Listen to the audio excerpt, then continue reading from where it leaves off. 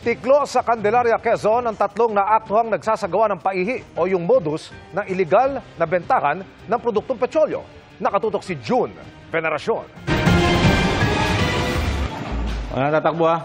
Mga pulis ito, pulis. Naaktuhan ng mga pulis kaninang madaling araw ang tatlong sospek sa modus na kung tawagin ay paihi o iligal na pagbebenta ng produktong petrolyo sa Candelaria, Quezon. Sino yan? Sino yan? Sino tumakbo? Huli ang mga sospek habang inililipat ang krudo, gasolina at iba pang produktong petrolyo mula sa isang tanker papunta sa mga container. Sabi ng Quezon Police Provincial Office, posibleng ito raw yung mga produktong murang ibinibenta sa mga tindahan at gilid ng kalsada.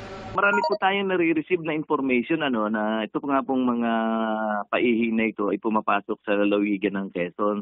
Nasa 90,000 pesos na petroleum product ang nakumpiska. Maharap ang mga suspect sa reklamong paglabag sa Oil Pilferage Act. Wala pa silang pahayag sa ngayon. So yun po yung inaano natin na malaman po talaga natin kung saan po nanggagaling at sino po yung mga involved na personality dito. Para sa GMA Integrated News, June Veneracion, Nakatutok, 24 Oras.